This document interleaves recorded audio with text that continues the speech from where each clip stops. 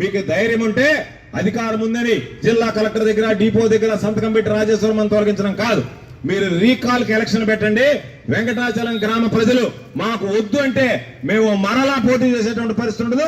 మరలా వచ్చేటువంటి ఎన్నికల్లో కూడా మేము పోటీ చేయం. మీరు ధైర్యం ఉంటే మా ఛాలెంజ్ ని స్వీకరించి మరలా రీకాల్ ఎలక్షన్ జరపండి తప్ప వాటికి భిన్నంగా మేము గెలిచినటువంటి వాళ్ళని మీకు సంబంధించినటువంటి భూములు ఏదన్నా ఉంటే వాటిని కొట్టేయడానికి ఈ పక్కన ఉన్నటువంటి పాపం ఏదో ఒక స్థలం ఉంటే ఒక 20 సెంట్ల స్థలం దానికి రిజర్వేషన్ శాసనం అయితే 7 కాబట్టి శాసనం తొలగించేస్తే మనం ఎవరి పాటికి వాళ్ళు అధికారులు పెట్టుకో ఎవరికొన్న పెట్టి చేసుకోవచ్చు అని చెప్పి మీ ఇష్టారాజ్యంగా పనులు, మీ ఇష్టారాజ్యంగా కాంట్రాక్టులు, మీ ఇష్టారాజ్యంగా భూములు కొట్టేయడానికి మీరు చేసేటువంటి పని తప్ప మరొకటి కాదు. అందుకే డిపో దగ్గరికి వెళ్ళాం, రాజేశ్వరం అని కూర్చోబెట్టాం. శాసయ్య అక్కడ నిలబడ్డాడు.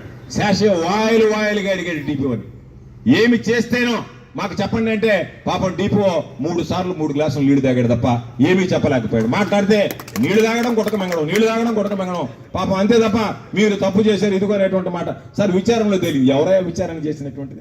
ఎవడో ఒక పనికి మనలో ఏదో పత్రికల్లో రాస్తే ఆ పత్రికల్లో వచ్చినటువంటి దానికి నువ్వు విచారణ చేస్తావా అంటే ఏదన్నా ఈనాడు పేపర్ తప్ప మిగతా పేపర్లో రాసి కనిపించవా? మిగతా పేపర్ల గురించి పట్టించుకోరా? ఆ పేపర్లో రాస్తేనే కనిపించిందా? ఆ పేపర్లో రాస్తేనే మీరు మాట్లాడతారా? ఆ పేపర్ ఏమన్నా మీకు మార్గదర్శా లేకపోతే ప్రభుత్వం కాదా నడుతుండేది? గవర్నమెంట్ నడిపేది ఎవరు? పేపరా? ఈనాడు పేపరా లేకపోతే ప్రభుత్వమా? అధికారులు నడిపేది మీకు పైన ఉన్నటువంటి అధికారులా ఈనాడుకి సంబంధించినటువంటి రిపోర్టర్లా? కాబట్టి దాన్ని అర్థం చేసుకుని ప్రవర్తిస్తే బాగుంటుంది అని చెప్పి ఈ సందర్భంగా తెలియజేస్తున్నా.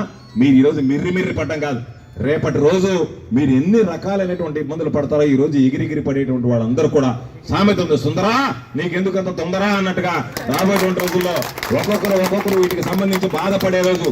నేను ఒకటే చెప్తున్నా, గుర్తుంచుకోండి. మీకు గుర్తుందో లేదో మహాభారతంలో కృష్ణుడు చెప్తాడు, అరే నాయన మీరు రేపు ఇబ్బందులు పడే రోజు, మిమ్మల్ని గుండె చీల్చే రోజు రేపు వచ్చినప్పుడు భయముడు ఒక్కరు కూడా మీకు అడ్డం రారని చెప్పి చెప్తాడు పాపం శ్రీకృష్ణ పరమాత్ముడు. ఆ విధంగా రేపటి రోజు మిమ్మల్ని మా వాళ్ళు పాపం నంచుకు తినేటువంటి పరిస్థితులు వస్తాయి, గుర్తుంచుకోండి. ఎవరని చెప్పిన వినేటువంటి పరిస్థితులు లేరు. పాపం నా ముందున్నటువంటి వెంకటేశ్వర ఇప్పటికే ఏం చూపిస్తున్నాడు, అయ్యా వదిలిపెట్టండి ఒక గంట అంటున్నాడు. కాబట్టి అందరూ ఆ విధంగా తయారయ్యేటువంటి పరిస్థితి, ఆ విధంగా తయారు చేసేటువంటి పరిస్థితులు వచ్చాయి. ఇది ప్రజాస్వామ్య వ్యవస్థలో మంచిది కాదు. మీరు ఒకవేళ కక్ష సాధింపులకు పాల్పడితే రేపు ఇంతకు 10 రెట్లు ప్రజలు తిరగబడేటువంటి పరిస్థితి వస్తుందనేటువంటి విషయాన్ని మీరు గుర్తుంచుకోండి.